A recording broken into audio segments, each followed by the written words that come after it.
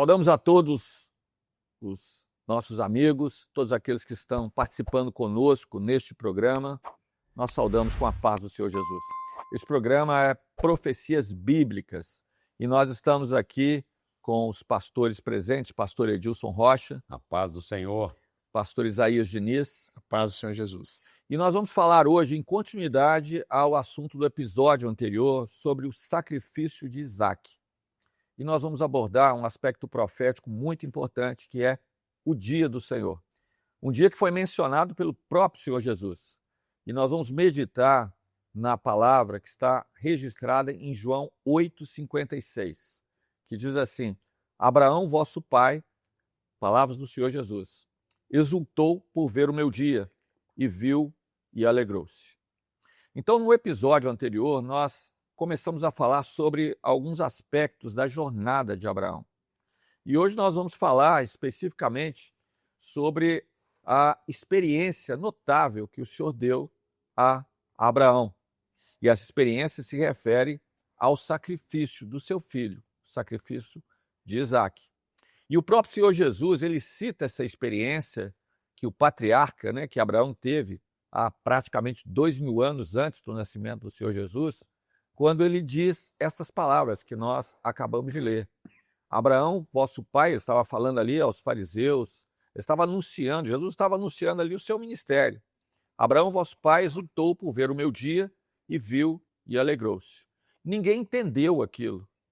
Porque Abraão viu o meu dia. Que dia era esse? Alguns até perguntaram assim, mas tu não tens nem ainda 50 anos? Como Abraão pode ter visto o seu dia?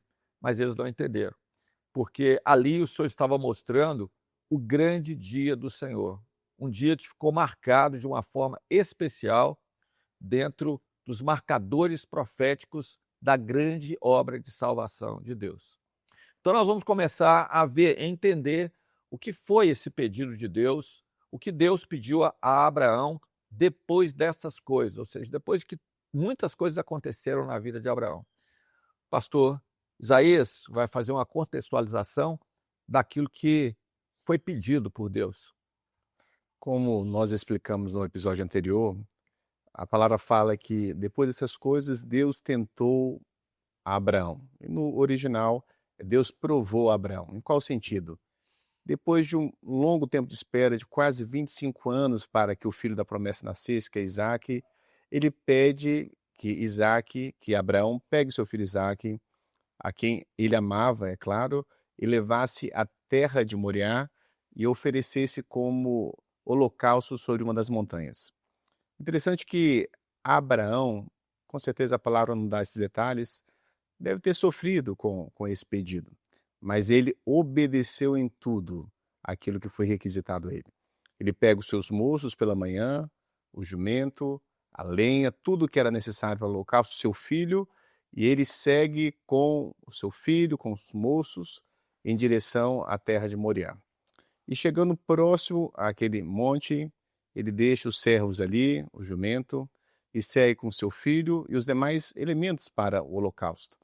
É tanto que ele prepara todas as coisas, o altar, coloca Isaac naquele local, e ele se prepara, inclusive, para oferecer o filho dele em holocausto. E nesse momento ele ouve uma voz de que aquilo não era necessário, porque Deus viu a fidelidade dele, Deus viu o desejo do seu coração sincero, e nesse momento ele pode voltar com Isaac para sua casa, para sua família, mas sendo obediente em todas as coisas.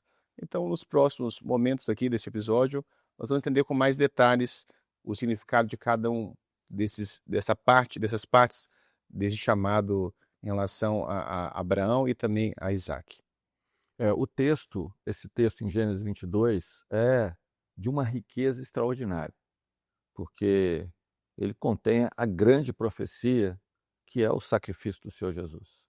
E a cada ponto, a cada verso, a cada colocação que é feita na palavra, que a palavra é extraordinária, a palavra é maravilhosa, notável, porque às vezes até na questão do hebraico, do significado das palavras, é como se um veio também pudesse se abrir para nós entendermos aquilo que Deus estava falando. O primeiro ponto que Deus chama a falou atenção, né, pastor Fábio, a questão do terceiro dia, né? Sim, Porque fala no terceiro dia ele já estava ali, né? Quer dizer, chegou lá no terceiro dia, que fala da morte e ressurreição do Senhor Jesus, né? E de maneira que tudo isso está ligado ao profético mesmo, né? Uma maneira tão extraordinária como o Senhor preparou tudo isso, né? Não somente o terceiro dia, mas também no momento em que Isaac perguntou para o pai, né? Papai, olha, aqui está a lenha, está o cutelo, o fogo, mas onde está o cordeiro? E a resposta foi uma resposta profética, né? Deus proverá para si o cordeiro. Essa resposta é que está linkando com aquele outro texto que Jesus falou lá, né? Que Abraão viu o seu dia. Não era nenhuma vaidade do Senhor Jesus dizer isso, né? Mas ele estava dizendo, ele estava repetindo aquilo que foi a profecia de Abraão, porque Deus proverá para si o cordeiro. Quando João Batista avista o Senhor Jesus às margens do Jordão, diz: eis o cordeiro de Deus que tira o pecado do mundo. muito bom. São detalhes, né, nesse texto que o pastor Edilson falou aqui do terceiro dia, né? Mas a gente observa todo o cuidado do Senhor para pedir a Abraão, fazer um pedido que, na verdade, era um pedido fora da razão humana. Como podemos pensar assim, como que Deus dá um filho e depois pede o filho? Mas é porque o Senhor estava querendo mostrar o grande sacrifício, aquilo que Jesus ia fazer. Ele é o unigênito do Pai, ou seja, como ceder, como entregar um filho em holocausto, que foi aquilo que o Senhor Jesus fez por nós, ou seja, saiu da eternidade para nos dar essa E bênção. profeticamente Abraão aí representa o pai, que entregou o seu filho, né? Só que para o Senhor Jesus não houve substituto, mas para Isaac houve um substituto, né? Interessante também que Deus nunca pediu sacrifício humano. É o único momento na palavra, porque Isaac não seria sacrificado. Era uma prova para Abraão da fé, da fidelidade. Mas interessante que, pelo pecado de um, que foi Adão, este pecado veio sobre o mundo, mas sobre o sacrifício de única pessoa, o Senhor Jesus, em seu ministério, também a salvação veio para todos nós. Então, a figura profética do Senhor Jesus, e João Batista, ele responde quase 2000 anos depois: eis aí o Cordeiro de Deus que tira o pecado do mundo. Justamente, né, Deus poupou a vida de Isaac, mas não poupou a vida do seu filho, mas pelo seu poder ele ressuscitou o seu filho. O outro ponto É. importante é a madrugada, né? Sim, sem dúvida. Que a madrugada ele já partiu, ele foi para partir para a obediência, ele já parte pela madrugada.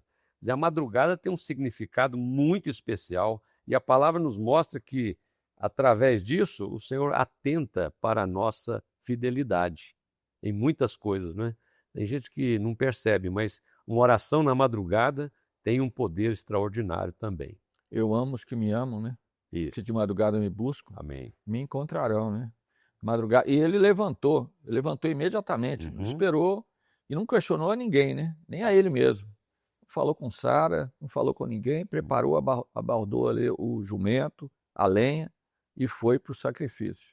E é interessante um outro ponto, os pastores podiam comentar, que é relativo ao terceiro dia, né? Porque o texto diz assim: ao terceiro dia levantou Abraão os seus olhos e viu o lugar de longe. Ou seja, ao terceiro dia, naquela caminhada, é que ele pôde ver o lugar ao longe. Né? Sempre na palavra, na Bíblia, né, a linguagem de tempo está ligada a essa questão do terceiro dia, né?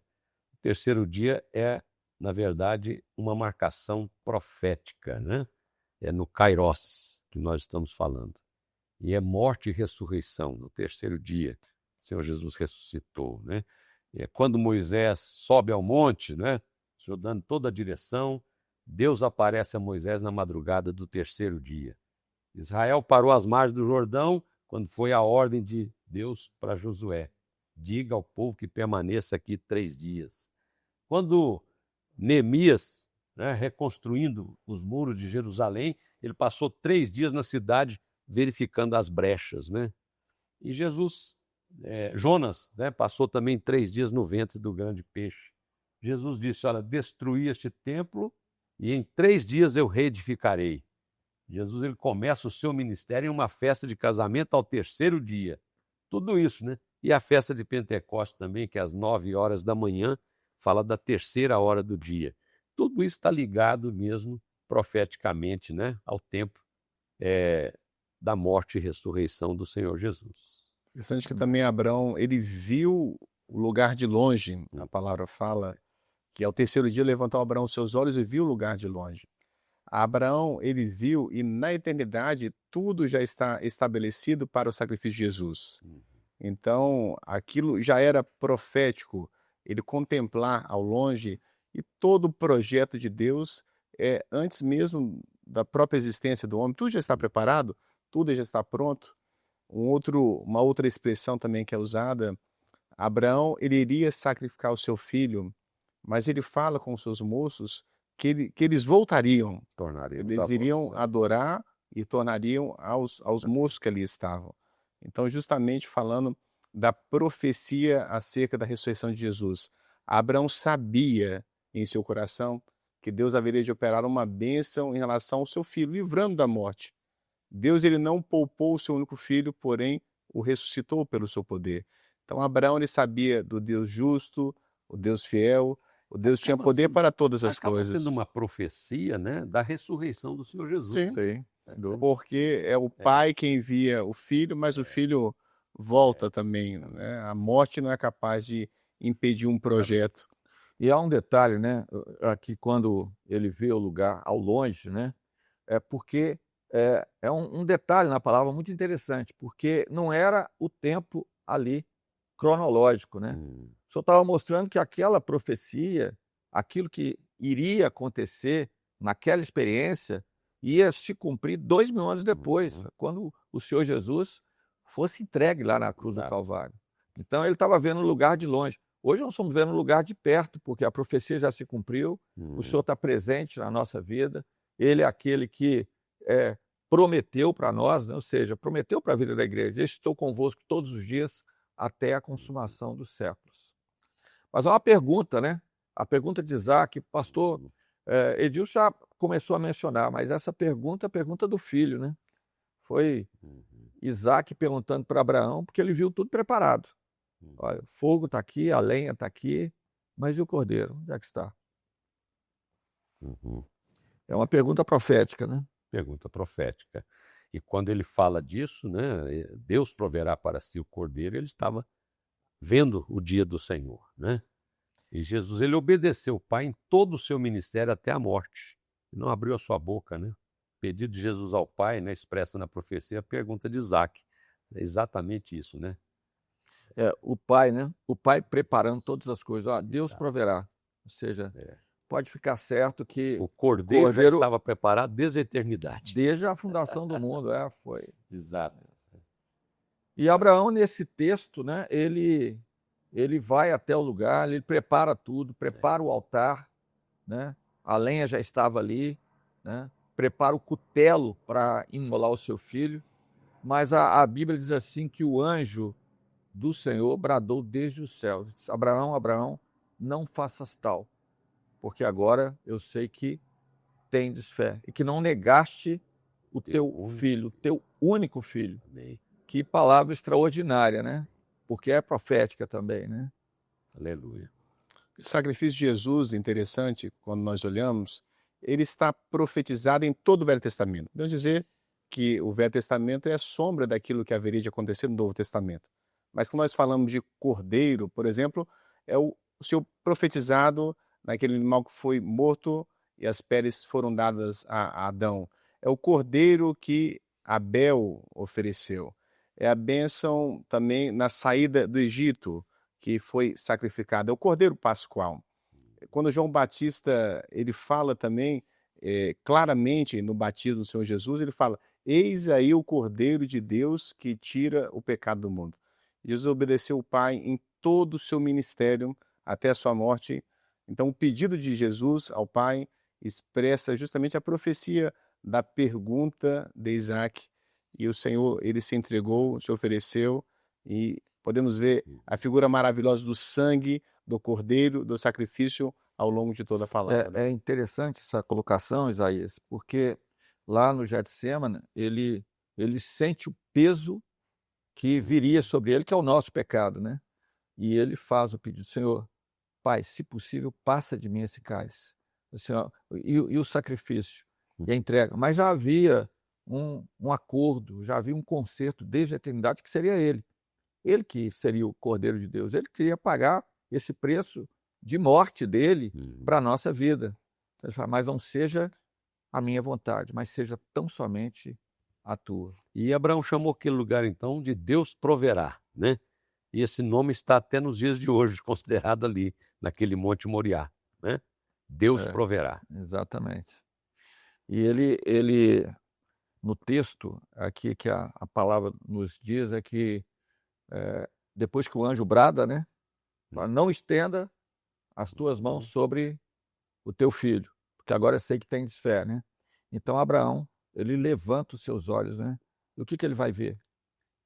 O que ele vai enxergar quando ele levanta? Ele estava com os olhos para baixo, ou seja, era natural, era um pai, né?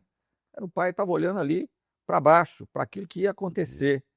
Mas o segredo foi quando ele levantou os seus olhos, ouviu o anjo bradar e levantou os seus olhos. E ele viu o cordeiro que ia substituir, né? Seria oferecido no lugar do seu filho. Tudo pronto, né? Tudo preparado. Então Deus poupou, né, a nossa descendência, né, a nossa herança para aqueles que creem no seu nome, porque ele entregou o seu único filho para morrer em nosso lugar. Interessante, pastor Fábio, que como a obediência de Abraão a um projeto, e Abraão, quando olhou para cima, ele viu o animal que seria entregue no lugar do seu filho. João Batista, ele viu algo que ninguém conseguiu discernir. Ele que apontou: eis aí o Cordeiro de Deus, tira o pecado do mundo. Quando nós olhamos para o Sinédrio, para os sacerdotes da época, eles não conseguiam discernir que eles estavam diante de Jesus Cristo, o Filho de Deus vivo. Então, a bênção de um projeto, daqueles que vivem em obediência e conseguem discernir aquilo que é espiritual e desfrutam desse milagre da salvação, da redenção e do milagre de viver desta vida em santificação. Há um projeto para todos nós, mas é este olhar espiritual que se alcança quem é Jesus nas nossas vidas. Amém. No Sinédrio, né, o pastor Isaías está lembrando, né, o Sinédrio estava olhando para baixo, né, estava olhando para a questão, eles iam perder o poder sobre a nação, eles queriam que encerrasse aquele momento que eles estavam subjugados pelo Império Romano e não levantaram os olhos, né? Abraão levantou os olhos, a providência de Deus já estava presente. E no momento que nós vivemos também, o próprio Senhor Jesus, quando viu todas essas coisas acontecerem, que são os sinais que estão acontecendo agora. Levantai as vossas cabeças, levantai os vossos olhos, porque a vossa redenção se aproxima e vem do alto. É o que Deus tem preparado para nós. Amém. Nós encerramos aqui esse episódio. Os pastores quiserem fazer ainda um complemento sobre algum detalhe, a história é extraordinária, maravilhosa e profética, né? Amém. Esperamos que os nossos amigos e irmãos tenham desfrutado, aproveitado bem, porque essa riqueza toda da profecia que se cumpre, ela traz para nós um resultado cada dia melhor na nossa vida espiritual, né? O dia que eu compreendi esse sacrifício que o Senhor requereu de Abraão, seu filho, e eu entendi profeticamente, eu entendi muitas coisas por trás da salvação. Isso é maravilhoso. Estou falando aqui um testemunho pessoal, né? Amém. É um dos textos mais extraordinários que eu conheço na palavra. Pastor Isaías. Interessante que quando nós olhamos tudo o que aconteceu, parece até simples Abraão ter obedecido, mas a desobediência afasta o homem do projeto de salvação. A obediência traz o homem, a obediência ao projeto. Então vale a pena obedecer, vale a pena ouvir a voz do Senhor. E quando nós obedecemos, a igreja que obedece, que anda nesse projeto, é uma igreja que é vitoriosa porque desfruta do sacrifício de Jesus todos os dias.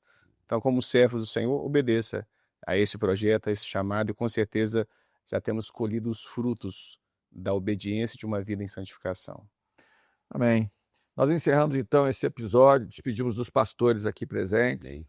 pastor Edilson, A paz do Senhor. pastor Isaías, A paz do Senhor. e despedimos de você também. A paz do Senhor.